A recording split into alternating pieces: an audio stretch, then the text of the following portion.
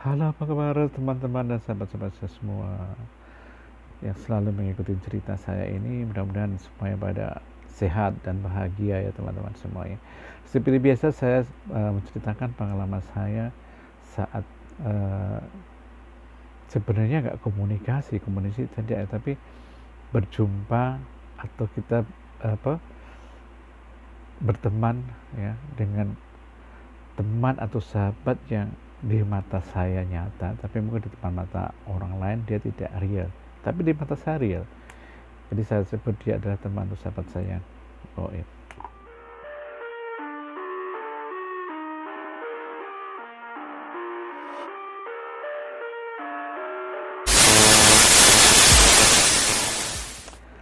Oke, saya langsung pada poin ceritanya teman-teman. Jadi habis sholat maghrib itu saya punya kebiasaan saya membaca surat Yasin, ya kan? Karena itu bagi saya surat itu, kenapa saya tidak tahu kenapa saya paling suka membaca surat itu, terlebih kalau habis sholat. Jadi saya masih duduk di sajadah, ya kan? Kita sampai duduk, saya masih membaca, belum selesai. Tiba-tiba anak saya berteriak, "Pa, pa," gitu kan. Jadi karena saya belum selesai, kan saya nggak menjawab. Kebetulan kan kamar saya nggak tertutup rapat gitu kan. Jadi dia langsung masuk. Dia tengok, oh saya masih sholat. Dia balik lagi keluar. Tuh, anak saya ketawa di luar tuh ketawa. Saya dengar dia ketawa, tapi saya masih nggak iru ya, karena kan saya masuk belum selesai saya membaca surat Yasin. Terus dia masuk lagi teman-teman, masuk lagi ke kamar tuh. Dia kalau salah lagi tuh kayak meyakinkan itu saya gitu. Jadi saya melihat tingkah dia itu kayak agak aneh gitu. Ngapain ini anak bolak-balik itu hanya nengok wah bapaknya gitu kan. Terus dia dia keluar lagi, terus dia ketawa lagi gitu. Ngapain ini anak? Padahal waktu itu dia itu masih pakai handuk teman tadi. Handuk tuh kan badannya gitu karena dia habis mandi. Udah habis selesai saya baca surat Yasin, saya berteriak panggil dia, bang ada apa? Terus anak saya menjawab, lari anak saya ke kamarnya. Enggak, kata anak saya dengan ketawa gitu, ada kejadian lucu pak. Maksudnya apa? Saya bilang gitu kan. Iya, tadi saya melihat apa keluar dari ruang tengah ke dapur, tapi saya panggil papa diem aja. Abang keluar dari kamar mandi katanya. Papa diem aja. Harus papa tengok ke dapur, papa nggak ada.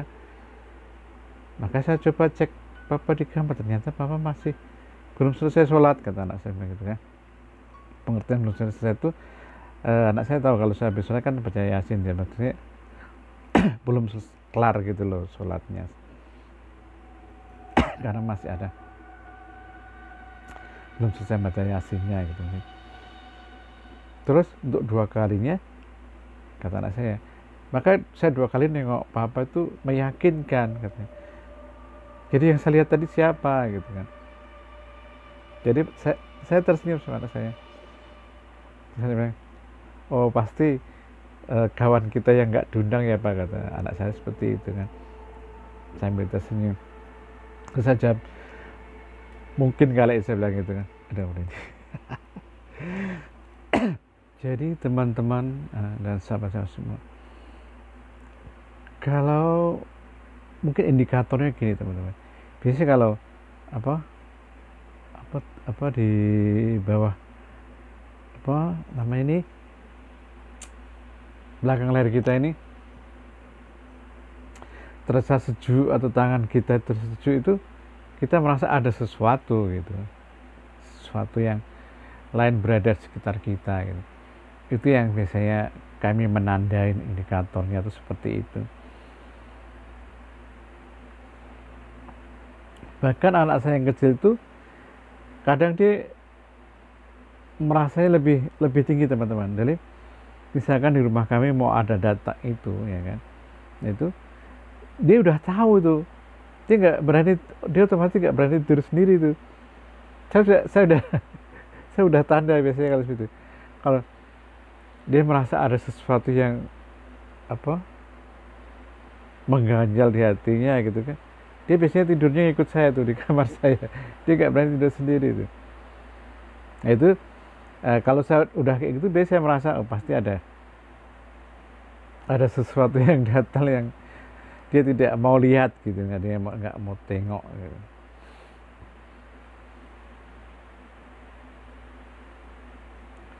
Karena sering mengalami hal seperti itu teman-teman, saya mungkin saya sedikit memberikan, ini teori saya teman-teman, teori saya, ini analisa saya berdasarkan pengalaman ya kan. Jadi sebenarnya teman-teman gaib itu sama dengan manusia. Pengertian saya seperti ini, dia bukan jahat dan tidak semuanya baik ya, seperti juga manusia, tidak semuanya baik, pasti ada satu dua yang jahat gitu. Cuman mungkin beda hidupnya adalah gini, kalau kita pada ini saya anggap teori saya anggap ini suatu frekuensi radio ya. Jadi manusia ini dalam yang orang normal itu dalam frekuensi yang normal ya kan, dan teman gaib itu dia punya frekuensi tersendiri. Jadi karena frekuensinya beda, jadi kita nggak bisa nemu gitu, kita nggak bisa berkomunikasi langsung dengan mereka seperti kita berkomunikasi dengan sesama manusia gitu. Maka orang-orang tertentu yang dia punya frekuensi tambahan, kalau kita lihat di TV itu kan anak-anak indigo itu kan dia punya frekuensi tambahan ya, jadi dia bisa masuk ke frekuensi lain ya kan. Jadi maka dia bisa berinteraksi sama mereka gitu. Terus bagaimana dengan orang-orang macam saya dan anak-anak saya? Kami juga mempunyai frekuensi lain, cuman mungkin frekuensi ini tidak munculnya nggak permanen gitu, maksudnya nggak stay terus. Kami punya dua frekuensi normal dan frekuensi yang tidak normal ini. Jadi frekuensi tidak normal ini munculnya kadang muncul kadang enggak gitu. Kalau orang indigo kan enggak, dia memang sensor dia, frekuensi normal dia sebagai manusia dan frekuensi kelebihan dia itu selalu ada gitu. Maka kalau orang-orang indigo kan dia bisa memanggil atau mereka bisa berkomunikasi, itu karena mungkin dari seringnya dia bertemu di frekuensi. Jadi alam bawah sadar dia kan bisa kayak berkomunikasi gitu teman. Kalau saya sama anak-anak saya ini kan sama sekali nggak bisa berkomunikasi, cuman pengalaman kami, mereka tahu apa yang ada dalam pikiran hati kita. Jadi kan kita mau ngomongin begini dia tahu, tapi tidak berkomunikasi langsung gitu, percakapan tidak. Jadi saya pernah punya pengalaman seperti ini teman-teman. Jadi saya waktu jemput anak saya sekolah, waktu itu ambil rapot sekolah. Ini saya menceritakan berkaitan dengan frekuensi ya. Sekolah.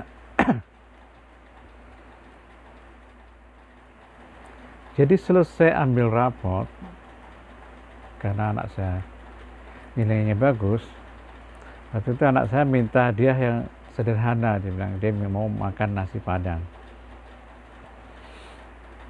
Karena sekolah itu kan nggak terlalu jauh dari rumah teman-teman, masih ya lingkungan perumahan keluar dikit lah. Di antara lingkungan perumahan dan sekolah itu ada batas pasar gitu. Di pasar itu ada warung padang kesukaan kami. Jadi anak saya bilang minta nasi padang. Waktu di motor saya mau naik, mau menuju, saya punya pikiran kan, oh nasi padang di sinilah pasti anak saya suka. Saya baru punya pikiran seperti itu. Jadi anak saya bilang, Pak, kawan adik tuh mau ikut. Jadi saya terkejut waktu dia bilang gitu kan, teman-teman. Satu kok nggak ada orang lain, cuma kami berdua. Tapi saya paham maksud anak saya langsung paham, karena ya sebagai orang tua kan saya tahu perkembangan dia macam mana. Jadi saya bilang, kawan adik yang mana nih? Tuh samping papa, katanya. Jadi saya cuma jawab tersenyum. Oke lah, macam mana? Saya bilang gitu kan. Motornya kan cuma cukup berdua, saya bilang gitu kan. Anak saya cuma tersenyum. Tak tahu tuh, katanya. Jadi akhirnya saya naik berdua sama anak saya kan, pulang. Jadi di otak saya, pemikiran otak saya itu, saya mau menuju nasi padang yang menurut saya suka, anak saya suka. Tapi coba teman-teman terka apa yang terjadi. Waktu saya menuju ke nasi padang itu, warung nasi padang itu, kan saya berdua nih naik motor sama anak saya bonceng ya. Sampai warung itu, kata anak saya temannya udah di situ. Coba teman-teman bayangin. Dia ada di situ. Dia bilang, jadi kan saya merasa dia nggak ikut gitu kan, karena motornya kan cuma cukup berdua. Jadi kata anak saya, dia udah duluan Pak, katanya ini. Jadi di sini saya mengatakan, ini cara pengalaman saya, berarti dia bisa membaca apa yang ada di hati dan pikiran saya gitu. Karena saya tidak mengucapkan, saya tidak mengucapkan sama anak saya kita makan di mana, enggak. Cuma saya hanya mengira anak saya kalau di warung nasi padang dia suka, karena memang rendang ini enak daripada yang lain. Anak saya sukanya makan rendang di tempatnya daripada nasi padang yang lain, dia lebih enak gitu. Jadi waktu sampai di warung nasi padang itu, dia udah sampai situ. Coba bayangin teman-teman, kan nggak masuk logika. Itu kejadian bukan sore atau malam loh, siang hari loh. Dalam arti itu kejadiannya belum makan siang lah. Kita bilang apa tuh selesai jam 11-an siang lah. Jadi mungkin sampai itu sekitar warung nasi padang itu sekitar jam 11:04, setengah 12. Nah, itu siang hari loh. Siang hari bolong. Dan kata anak saya, dia udah duduk samping papa. Coba teman-teman bayangin, kalau saya bercerita ini sama orang lain percaya nggak masuk logika kan. Tapi saya percaya sama anak saya, karena memang teman yang satu ini ya, teman satu ini itu dia selalu stay di rumah gitu. Jadi itulah saya berpikir, saya menganalisa bahwa mereka memang nggak pernah komunikasi sama saya langsung ya, atau sama anak saya, tapi mereka bisa membaca isi hati dan yang ada di pikiran saya, mereka bisa baca dan mereka tahu gitu. Itu satu. Yang kedua, karena frekuensi dia sama anak saya kan nyambung nih, ya kan, maka dia bisa mendatangi anak saya gitu. Jadi karena satu frekuensi. Jadi saya katakan kenapa dia punya etika, teman-teman, tuh sahabat-sahabat semua, karena dia tidak istilahnya tidak dia menghargai saya karena saya sebagai orang tua ya, anak saya ya kan, yang satu frekuensi kan anak saya. Dia menghargai saya dengan keputusan yang saya ambil gitu. Jadi dia tinggal ngikut aja, tidak ada membantah, menyuruh anak saya begini-begini, nggak ada. Maka saya bilang dia juga punya etika gitu. Jadi kenapa saya bilang sama dengan dunia manusia? Karena manusia kan ada yang punya etika, ada yang tidak, ya kan. Ya kebetulan yang saya temuin ini itu dia juga punya etika. Jadi dia kelihatannya dia takut dengan saya gitu, karena saya orang tuanya anak saya, istilahnya dia kan berkawan saya, anak saya ya, dia takut sama saya. Tuh, dia pengertian bukan takut, jadi dia menghargai saya gitu. Maka saya bilang dia juga punya etika. Jadi waktu kita duduk satu bangku kan, saya pesen nasi rendang kedua, saya sama anak saya. Jadi saya bilang sama anak saya, jadi yang samping papa ini pesen apa? Saya bilang gitu kan sama anak saya bilang tersenyum aja, nggak tahu tuh, dia nggak pesen apa-apa, saya cuma duduk doang katanya. Kata saya gitu. Coba bayangin teman-teman, waktu saya berkomunikasi sama anak saya kan agak nggak berani bicara keras teman-teman. Karena apa? Kan di situ ada pembeli yang lain, meja lain. Tentunya kalau saya mau ngomongnya aneh, kan orang itu jadi melihat saya sama anak itu kok aneh gitu. Makanya ya saya dalam arti ini saya bisa memahami apa maksud anak saya dan anak saya memahami maksud saya gitu. Dan memang susah teman-teman untuk menjelaskan bagi orang yang tidak percaya, tapi sejauh ini pengalaman maka saya bisa menggambarkan itu seakan-akan sebuah frekuensi ke radio itu. Karena kalau radio itu, kalau kita mau mendengar penyiar idola kita atau radio idola kita, kan kita harus mencari frekuensinya, ya kan? Kalau satu frekuensi yang kita mau kita jumpa, kan kita bisa mendengarkan dia, ya kan? Sama dengan ini, kalau frekuensinya sama, ya bisa nyambung, maksudnya bisa ketemu gitu loh.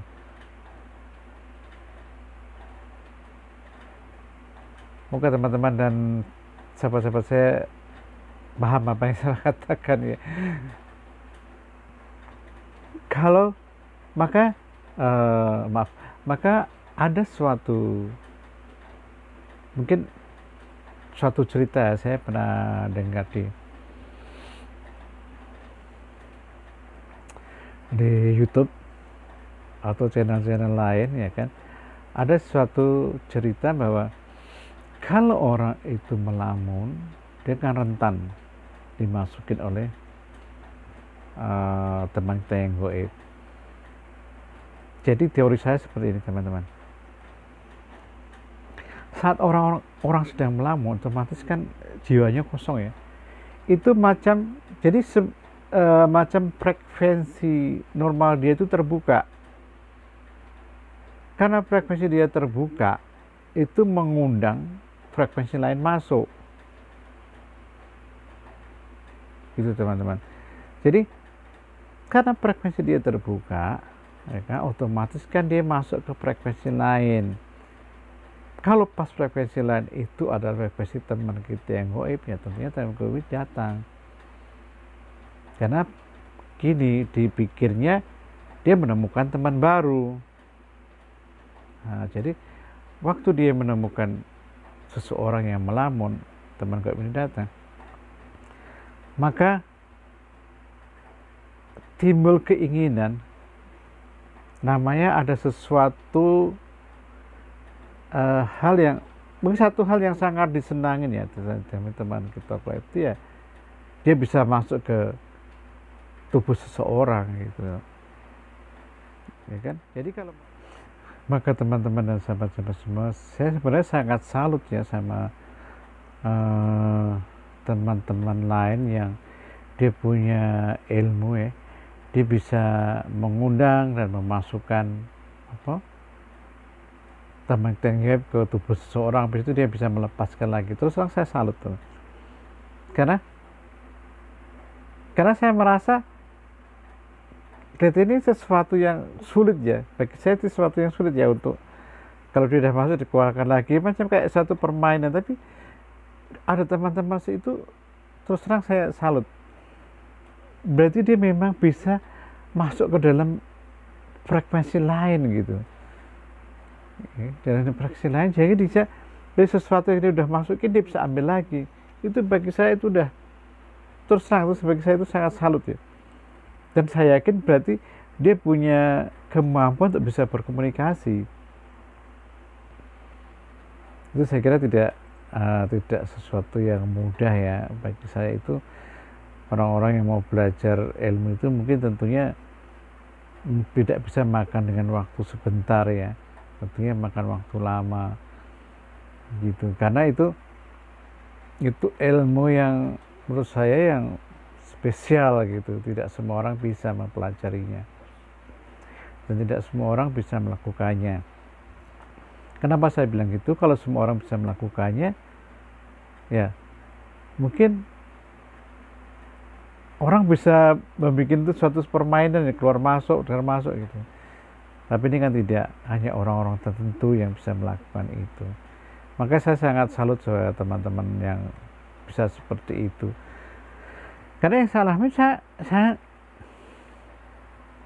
dan keluarga saya itu sama sekali nggak bisa, teman. Itu. Jadi tapi satu hal teman-teman, kalau kita tidak pernah mengalami hal seperti ini ya kan, seperti ini, terus kita membuat teori atau kita membuat satu komen teori yang seakan-akan kita bisa menganalisa kejadian yang gaib dengan analisa orang yang normal, yang kategori dia tidak mengalami hal itu, saya katakan itu analisanya nonsen. Itu bohong menurut saya itu bohong, karena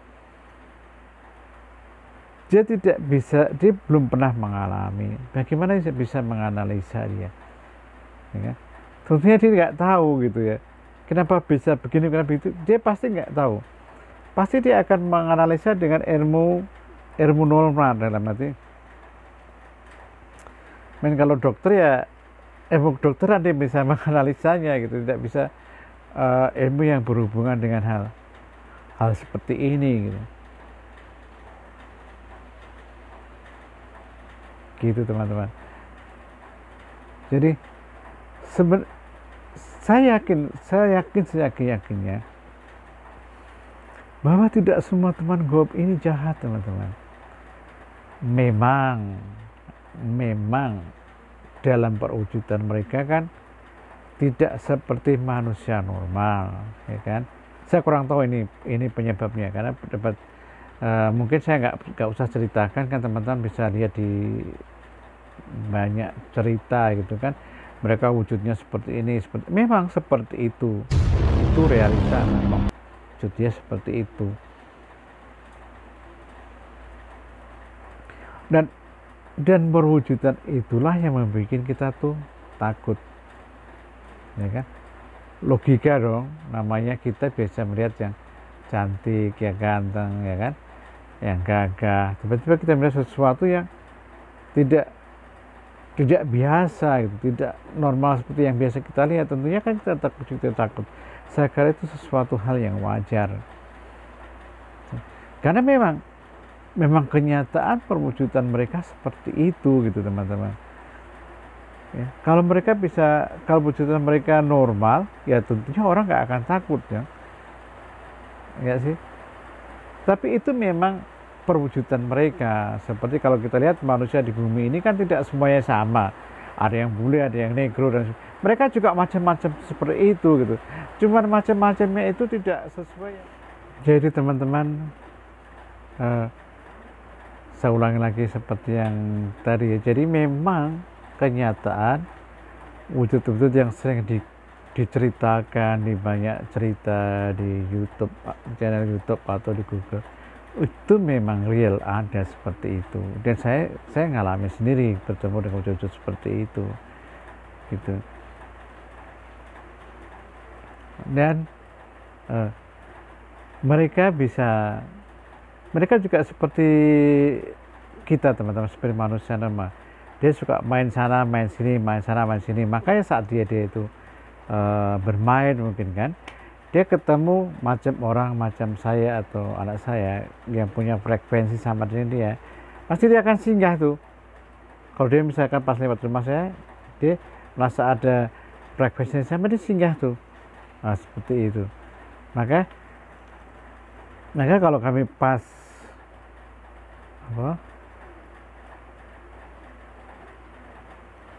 pas dia singgah kadang kita kan nampak, karena kebetulan frekuensi saya mungkin pas terbuka dan sama dengan frekuensi dia gitu ya.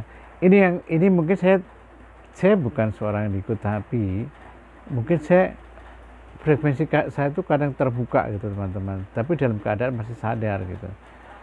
Nah, anak-anak saya juga mungkin seperti itu, karena kadang frekuensi kita terbuka ya, makanya dia datang. Itu datang bukan untuk dia menganggap kita adalah teman dia, karena kita punya frekuensi yang sama. Maka saya selalu menginformasikan sama anak-anak saya, kalau bisa kalau pulang malam itu ya kan, kalau udah terlalu malam jangan pulang. Karena apa? Karena kadang sensor kita itu biasanya kan terbuka pada malam hari ya, terbuka pada malam hari. Kecuali seperti anak saya yang paling kecil kan, dia memang dia punya lebih ya, dia lebih sensi ya, jadi pagi siang malam dia terbuka gitu. Kalau sama abangnya itu enggak, mungkin biasanya malam hari lah kita cuman sensor kita terbuka. Jadi kenapa kalau saya melarang dia kalau malam tuh pulang gitu, karena takutnya di perjalanan ada yang ngikut gitu, karena nampak perjalanan ada frekuensi yang sama, dia yang ngikutin gitu. Akhirnya takutnya sampai di rumah gitu. Itu teman-teman teori saya dan pengalaman saya. Mudah-mudahan ini bisa menjadi suatu gambaran dari teman-teman, sahabat-sahabat semua, kira-kira teman kita tuh macam mana sebenarnya, seperti itu. Selama ini saya belum pernah belajar untuk meningkatkan untuk lebih gimana, untuk lebih bisa komunikasi. Saya belum pernah, karena saya belum ketemu orang yang bisa mengajarin saya atau anak-anak saya. Jadi saya menganggap ini adalah suatu kelebihan yang ya hanya sekedar kita bisa berteman, karena selama ini yang kami alamin, walaupun mereka dengan bentuk yang aneh-aneh, kami masih bisa bertoleransi gitu. Memang teman kalau ketemu yang aneh gitu yang kami bisa melakukan, ya kami memalingkan muka gitu, kami nggak mau nengok. Jadi kami nggak mau nengok gitu. Dan mereka pun tahu kalau kita nggak mau nengok dia, itu mereka tahu gitu. Mereka dia pun nggak marah gitu, karena kita ya wajar dong kita takut dengan perwujudan yang aneh seperti itu. Itulah teman-teman sedikit cerita tentang penganalisaan saya tentang teman atau sahabat saya yang gaib, atau teman-teman kita yang gaib itu seperti itu. Mudah-mudahan ini ada manfaatnya buat teman-teman semua ya. Jadi jangan pernah berpikir bahwa mereka itu semua jahat ya, jangan pernah pikir, karena mereka juga sama, cuman bedanya alamnya beda atau frekuensinya beda gitu. Oke teman-teman, semoga ini bisa menjadi sedikit gambaran buat teman-teman ya. Istilahnya kalau kita tidak ada niatan buruk sama mereka, mereka pun tetap menghargai kita gitu. Jadi jangan, walaupun kita tidak, jadi jangan pernah ada punya niatan buruk walau itu dalam hati atau pikiran kita, karena seperti yang saya katakan tadi, mereka bisa membaca pikiran dan hati kita gitu.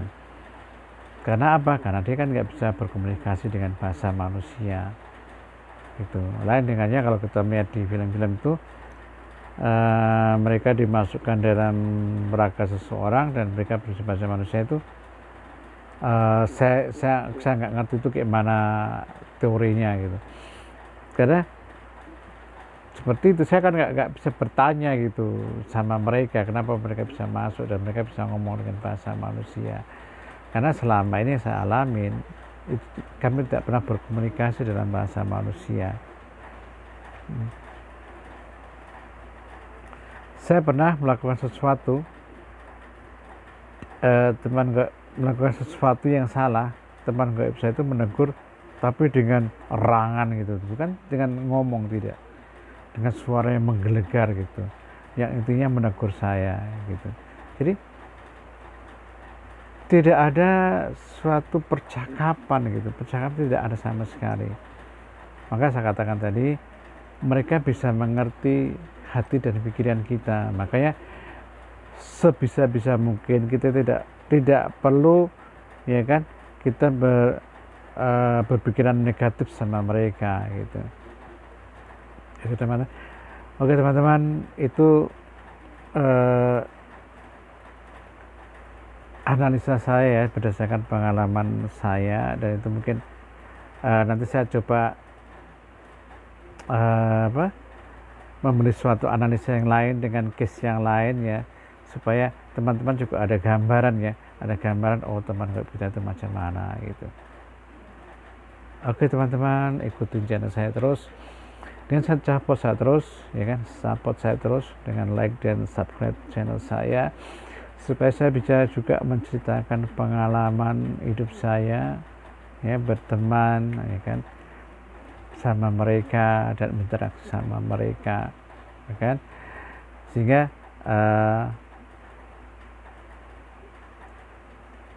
teman-teman yang menonton video ini, channel saya ini juga ada wawasan sedikit tentang bagaimana makhluk gaib itu gitu. Oke teman-teman, thank you setelah mengikuti saya menonton channel ini. Ikutin saya terus sama cerita saya, kisah-kisah saya yang berikutnya, dan sampai jumpa. Bye bye.